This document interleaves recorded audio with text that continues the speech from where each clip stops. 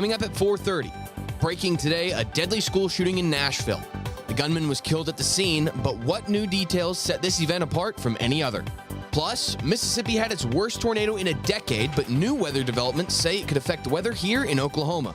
And the weather may be nice outside today, but will it continue to look like that coming up? Your full weather forecast and more on this edition of UCentral News.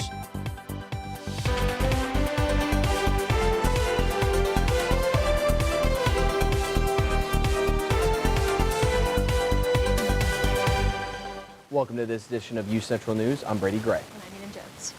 A 28-year-old woman killed 3 children and 3 adults at a shooting at Covenant School in Nashville, Tennessee. Police fatally shot the woman shortly after. Nashville Police Department's Don Aaron gave the details. The police department response was swift. Officers entered the first story of the school, began clearing it. They heard shots coming from the second level. They immediately went to the gunfire. When the officers got to the second level, they saw a shooter, a female. We know that she was armed with at least 2 assault-type rifles and a handgun, who was firing. The officers engaged her. She was fatally shot by responding police officers. There was a 5-member team who was on the second floor at that time. 2 individuals from that 5-member team opened fire on the shooter. Yet released the name of the woman as the investigation is ongoing. And a parent of a student at the school wanted to send a message to lawmakers demanding change. These shootings and these mass shootings will continue to happen until our lawmakers step up and pass gun safety legislation. Joe Biden calls on Congress to pass assault weapon bans. We have to do more to protect our schools so they aren't turned into prisons. You know, the shooter in this situation reportedly had 2 assault weapons and a pistol, 2 AK-47. So I call on Congress again to pass my assault weapons ban. It's about time that we begin to make some more progress. And we mentioned these red books a little bit last week with the flood warnings, but these are the Guide to Emergency Procedures books. They are in every building on campus and in most classrooms. So we're going to open this up. This just gives you a list of tips and tricks that you can use in any sort of emergency. Everything is simple from slips and trips and falls all the way to the active shooter warning on campus. You open that up, there's several things that you can do to evade in a situation like that. Barricade yourself in a room, push any furniture that you can against the door, perhaps lock the windows, close the blinds and curtains. Many sort of things that you can do to protect yourself and others in this situation in the event that a ongoing shooter situation is happening on campus here at UCL. Yes, most definitely. Better to be safe than sorry. And at least 21 people are dead as western Mississippi deals with severe tornado damage. The massive storm system affecting up to 30 million people stretched from the lower Mississippi Valley to the lower Ohio Valley. At least one large tornado struck Rolling Fork in Silver City at about 8 p.m. Central Friday night. Multiple homes in the area are damaged, with one resident telling CNN that Rolling Fork has been obliterated. It comes after the Weather Service issued a tornado emergency, the highest level of tornado warning for the area. The storms knocked out the power for more than 100,000 people across several states. They also produced a flash flooding threat as torrential rainfall is expected across a large swath of the U.S. stretching from Oklahoma to West Virginia. Nearly 19 million people are under flood watches across at least 8 states in the mid, south, and central regions. And again, we have tornado information in here as well. Absolutely. And let's check in with UCentral's weather anchor, Destiny Pittman, to see if the Edmond area could be affected by any of these storms. Destiny? Good evening, Broncos. So yes, there are some storms in some other parts of the country, but there's a chance we'll be getting severe weather later on this week around Thursday and Friday, which I will discuss later on in the show. But currently outside, it is 53 degrees outside. There are a few clouds in the sky, but it's not too bad. It's pretty fair out. And then it's not windy at all today. The wind is blowing northeast at 6 miles per hour. And then the humidity rate currently is 41%. And because of that wind outside, it does feel like 51 degrees out. And then moving on to tonight. So tonight, the temperature is going to drop. It's going to be about 35 degrees this evening. And then it's going to be partly cloudy. So we will get some more clouds in the sky, and then the winds are going to change directions and blow east at about 5 to 13 miles per hour. But with those winds, there are going to be some gusts of winds up to 21 miles per hour. The humidity rate will stay the same, so it will still be 41%, And then tonight, the chance for rain is going to be 0. But like I said, there is going to be some rain later on this week, but I'll discuss that later. That's all I have for now. Back to you guys at the desk. Thank you, Destiny. And after being inactive all winter, Oklahoma City's Ferris wheel will soon be springing into action. UCentral's Kelly Clayton has more. After a few months of hibernation, the Ferris wheel in Oklahoma City's Wheeler District is days away from its annual opening. Dormant since the Saturday after Thanksgiving, it's about to make its premier spin of 2023. The Wheeler Ferris wheel is open for its 8th season this year on April 1st. We'll be opening at 8 a.m. We're going to have a balloon display on the OKC letters. Starting at noon, we will have several local pop-up vendors and food trucks as well. The 100-foot-tall wheel once claimed home to the Santa Monica Pier in California before relocating along the Oklahoma River. It has 20 carts, referred to as gondolas, which can each accommodate 6 to 8 passengers. When at the top, the ride offers a bird's-eye view of the OKC skyline. So the only day that we're closed is Mondays. We're open every day other than that. Tuesdays through Thursdays, we're open afternoons, and Fridays, Saturdays, and Sundays, we're open pretty much all day. The city got the Ferris wheel back in 2008 after it was purchased on eBay. Nearly 8 years after its acquisition and over $1 million in restorations, it made its maiden voyage in OKC on July 4, 2016. But you have to ask. So Humphrey's company bought the Ferris wheel off of eBay for $132,000 in a 10-day auction. Giving credence to the slogan, whatever it is, you can get it on eBay. From Oklahoma City, Kelly Clayton, UCentral News. Thank you, Kelly. And rates are $6 for a single ride, $10 for a day pass, and $20 gets you in all season. And students can also attend the annual Health Professions Fair hosted by the University of Central Oklahoma's Health Professions Office, the Department of Biology, and the Career Development Center tomorrow, March 28th, from 10 a.m. to 1 p.m. in the Nye University ballrooms. This event is a wonderful opportunity for you to learn about health-related programs and employment. Local hospitals and clinics will be present. And Governor Kevin Stitt and Secretary of Health and Mental Health Kevin Corbett held a press conference this morning to announce that the Oklahoma Health Care Authority has received approval from the Center for Medicare and Medicaid Services to extend pregnancy and postpartum coverage from 60 days all the way to 12 months. This approval comes after Governor Stitt's Helping Every Life and Parent Task Force unanimously recommended that the Oklahoma Health Care Authority expand pregnancy and postpartum services for Sooner Care members. For more information, visit mysoonercare.org to learn more Sooner Care eligibility and coverage. And one of the most popular outdoors destinations for OKC Metro residents, Lake Arcadia, is currently in discussions about being renovated. I sat down with the city's interim Parks and Recreation Director to learn more. To some, Lake Arcadia is a popular place to do all things outdoors. Especially during COVID, attendance shot up as more people were looking to do more outside. But with that, some flaws were revealed. That was a great thing. We had lots of people discovering the lake, using the lake more than ever. But on the flip side of that, we learned a lot of our shortcomings. We discovered a lot of the issues that we have that needed to be addressed. Recently, the Arcadia Lake Commission met to further discuss developments and a new master plan. Representatives from all sorts of groups such as fishing, camping, and equestrian were chosen for the Arcadia Task Force, responsible for providing further input on the operation. And so they spent several months doing a visioning process. And during that visioning process, came up with if we could do anything out at Arcadia Lake, what sort of things would we want to do? Also, as part of the master plan process, an online public survey was distributed last month, gaining over 4,000 responses. What we're trying to do is find the right balance between what people tell us that they want and what's realistic for us to be able to do. If you could choose 5 things that you would like to see us spend money to improve or implement, what would those be? Completion of the master plan document is expected in the next few months and will be presented to City Council. Actual implementation would take years. Really coming into the final stages, and we'll soon have a full master plan. In Edmond, Eden Jones, UCentral News. For the full list of what Arcadia Lake has to offer, visit edmondok.gov and search for lake events and activities. A meat packer is voluntarily recalling 1.7 tons of boneless beef chuck after E. coli was found in a sample.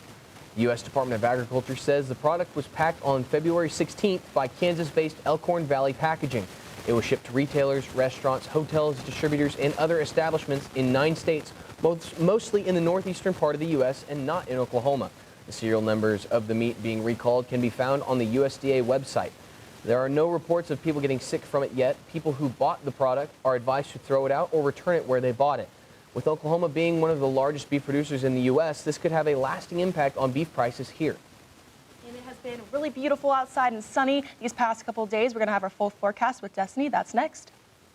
I was raised to believe in the power of possibility, to always move forward but never forget where I came from, to value hard work, ingenuity, and hospitality. On one hand, my people are rough and rugged. On the other, refined and elegant.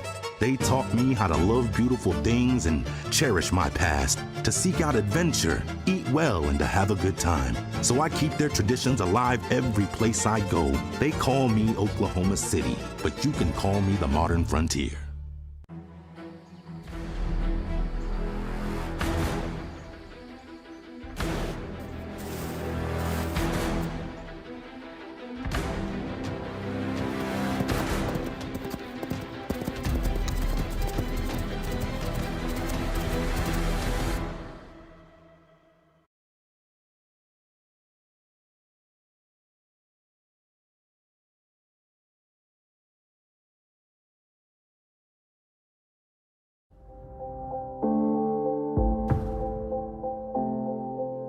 UCentral News as a whole, you got to be in those different areas, like being on camera, being off camera, being in the control room. And so I feel like that is what prepared me most about being in the workplace. UCentral and the mass comm department has provided me all the tools and the fundamentals that are needed in order to thrive well and thrive fast at my job.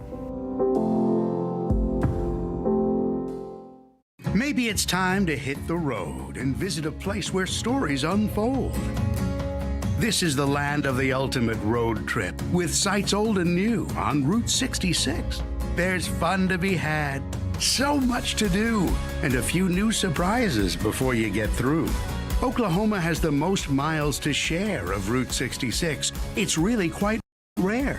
TravelOK.com will show you the way. Come see for yourself this iconic highway.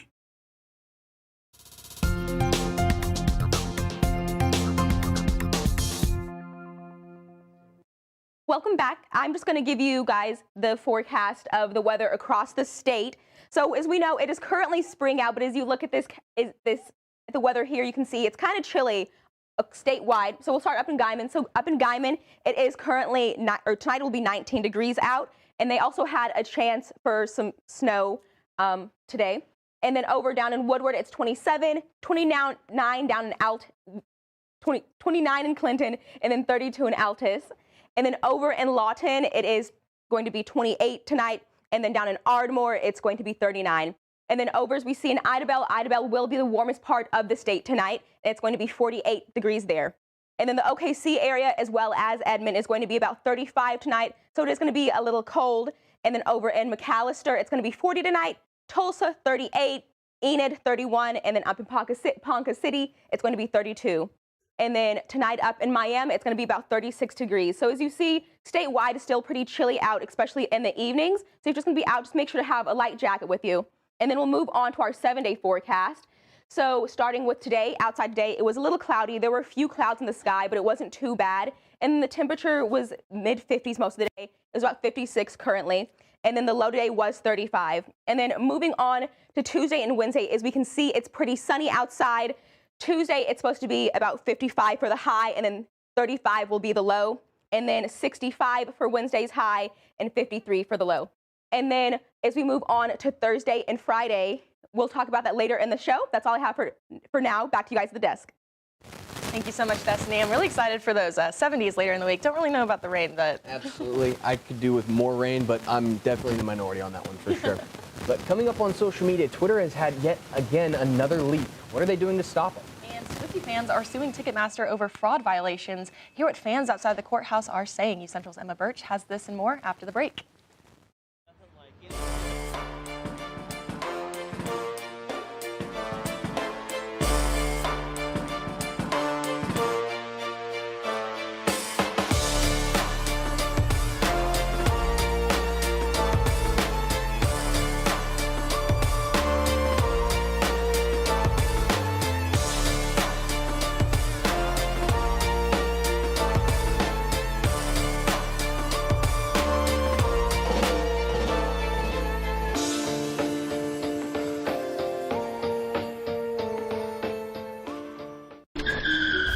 I could go back and change it all,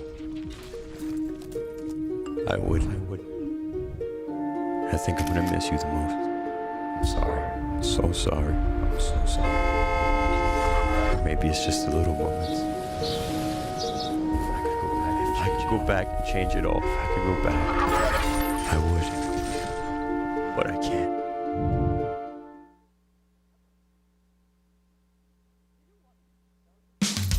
You can achieve a lot using your imagination. I mean, I don't like to brag, but... Wait, who's that? And why is she all over these achievement awards? But with STEM, the sky's the limit. Shaboom! Use STEM to envision... Okay, I'm seeing it. Yeah! Invent... Got any ideas? I've got a few, actually. And create a better world. Told you she's super smart. If she can STEM, so can you. Find out more at SheCanSTEM. In the land of wonder and awe, you won't believe you see what you saw. Where there's something to do for young and for old, where stories are written and then they're retold. Visit travelok.com today. Come see for yourself and come out to play.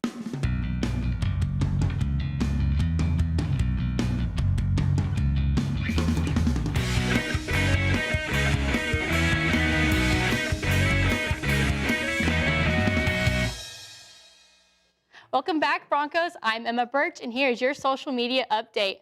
Twitter says part of its source code was posted online and exposed until Friday, and that's when Twitter had the material removed from the web. Twitter source code is a trademark program that powers the platform and its internal tools. Section of the code were posted online software vault called GitHub. The code appears to be the only material posted on that account. It was posted by a user identified only by the handle Free Speech Enthusiast. The social media giant has filed for a court order to hunt down the source of the leak. It represents the latest mishap for Twitter. With a possible TikTok ban coming, many politicians on both sides of the aisle are giving their thoughts. House Speaker Kevin McCarthy tweeted that his chamber, quote, will be moving forward with legislation to protect Americans from technological tentacles of the Chinese Communist Party. Last week, the GOP representative said he supported banning the popular video sharing app in the U.S. This comes after TikTok CEO testified before lawmakers trying to assure them that China does not have access to the user data. On the other side of the aisle, Democrats have different thoughts on the potential TikTok ban. Representative Alexandria Ocasio-Cortez is coming out with her thoughts on being against the ban on TikTok.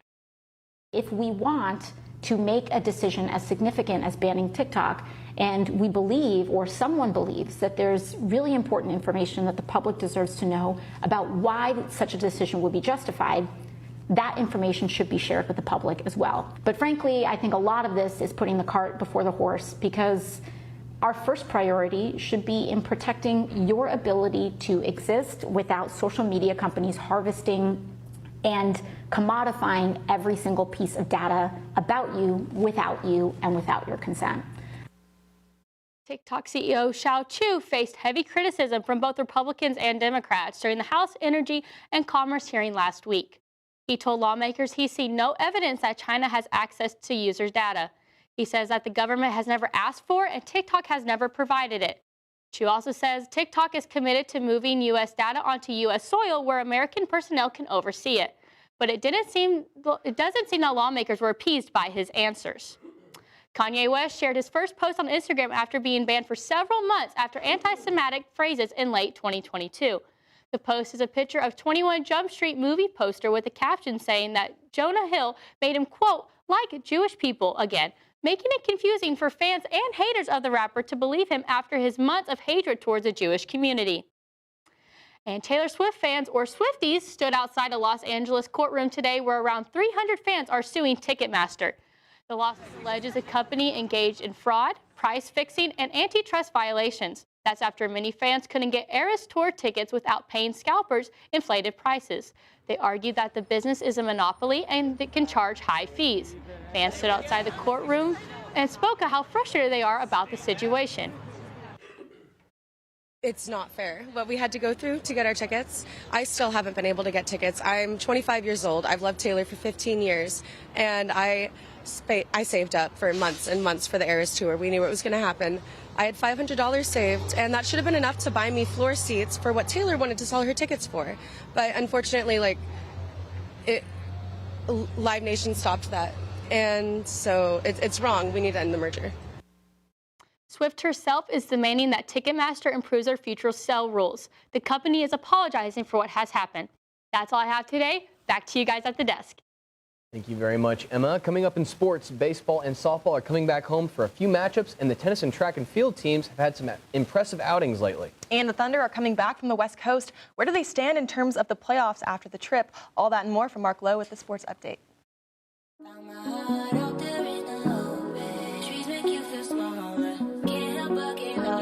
Feel the beat of nature at a park or forest near you. Find a forest and music inspired by nature at discovertheforest.org.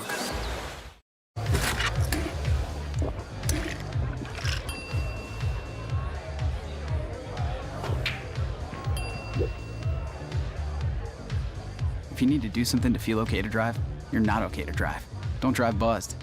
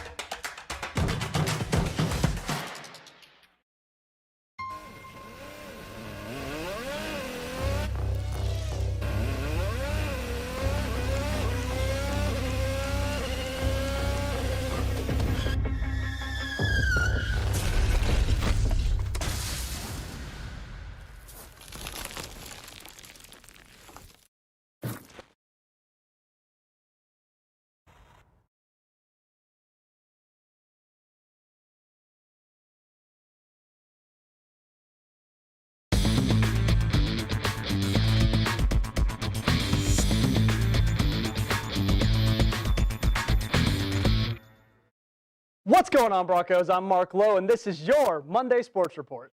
This last weekend was a busy weekend for Bronco Athletics with 4 different teams competing in various locations. However, starting off here at home, the women's tennis team played host to Missouri Western. Lady Broncos got a much-needed win here by cruising past the Griffins to 5-2 with the win. The Lady Broncos advanced to 6-6 on the season and 1-1 in the MIAA. For their next match, they'll head up to Fort Hays on the 31st for a matchup against the Tigers. Track and field also stayed in state this weekend. They headed over to Shawnee for the OBU Invitational, where the Broncos showed up and showed out. The Broncos finished up the 2-day event with the 9 top 10 performances, which included pole vaulting, 100 and 200-meter dashes, and distance running. But the big story of the weekend was Shawnee Leday coming in first in the shot put competition. Well done, Broncos. The next time the Broncos will be in action will be April 7th when they head to Wichita State to compete in the KT Goodman Classic. Over onto the baseball diamond, the Broncos visited Newman for a series this weekend. The Broncos came away winning 2 out of the 3 games. The Broncos were led by Aiden Proctor, who had 3 hits, 2 runs, and 2 runs batted in. After this series, the Broncos are sitting at 20-9 on the season and 9-7 in the MIAA. The Broncos are back in action tomorrow in Tahlequah to face off against Northeastern State. Now on to the other dugout. The softball team is coming back from a doubleheader against Missouri Western. Lady Broncos suffered their 4th loss of the season in the first game against the Griffins, but came back to win the second game 7-3. They were led by Shayla Harper, who boasted 4 runs batted in and 1 run for herself.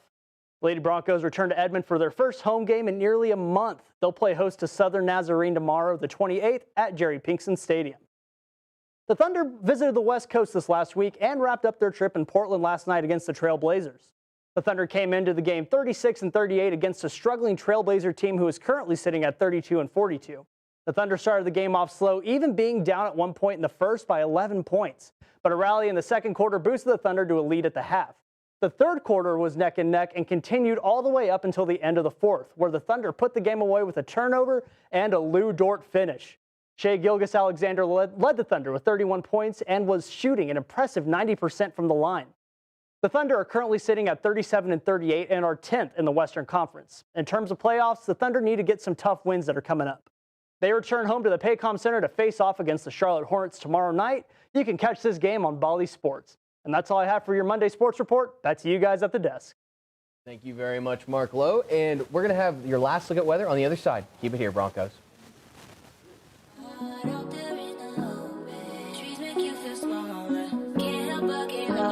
Feel the beat of nature at a park or forest near you. Find a forest and music inspired by nature at discovertheforest.org.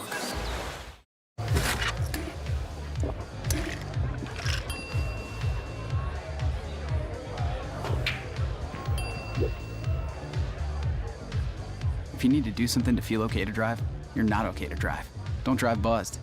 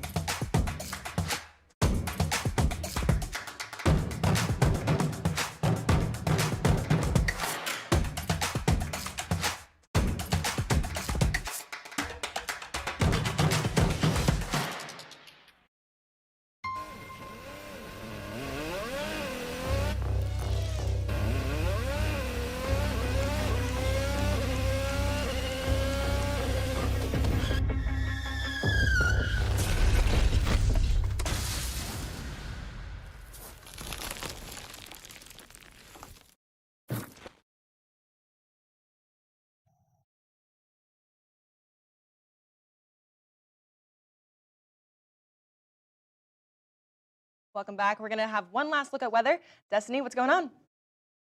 Welcome back. So as you can see, Thursday and Friday, there is supposed to be some storms. There is a chance for severe weather on Thursday.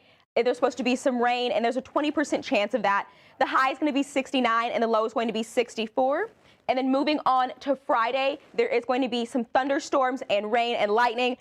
And the chance for that is going to be 30%. So if you're going to be out and about, then just make sure to have an umbrella out with you. Just make sure to have a raincoat. And then in case weather does get worse and this chance of storms goes up, make sure you know where your shelters are so you can be safe. And then as we move on into this weekend, we can see it's supposed to be pretty sunny this weekend. The high for Saturday is going to be 65. It's supposed to be sunny out, and the low is going to be 47. And then moving on to Sunday, it's going to be even warmer, and it's going to be 76 for the high and then 50 for the low. And then moving on, here are just some more weather updates I have for you guys. So like I said, there is possible storms Thursday and Friday. Just know where some of your shelters are in case that the chance of that weather does progress and gets worse. If you're going to be on campus, just know that places like the library, the quad, Murdaugh, all have basements and you can go there for shelter. So just make sure that you're aware of that and you're able to keep up and know what's going to go on. And then there's also going to be some high winds later on this week and most nights this week. That is all I have for now. Back to you guys at the desk. Thank you, Destiny. And Mickey Mouse will soon be handing out pink slips. That's right. Disney CEO Bob Iger says his company will start the first round of layoffs this week. And there are 3 expected rounds, which will ultimately impact about 7,000 employees. That's about 3% of Disney's 220,000 workers across the globe. The second round of layoffs is expected to be larger and slated for next month. The final round is supposed to happen at some point before summer. Disney is engaged in a multi-billion-dollar cost-cutting initiative aimed at streamlining operations. And I hope people have their Disney Plus contracts nailed down now, because there's a good chance those could be going up if money keeps getting tighter for the mouse up there. Most definitely. That's all the time we have today. Thank you so much for joining us. I'm Eden Jones. And I'm Brady Gray. Have a good one, Endon.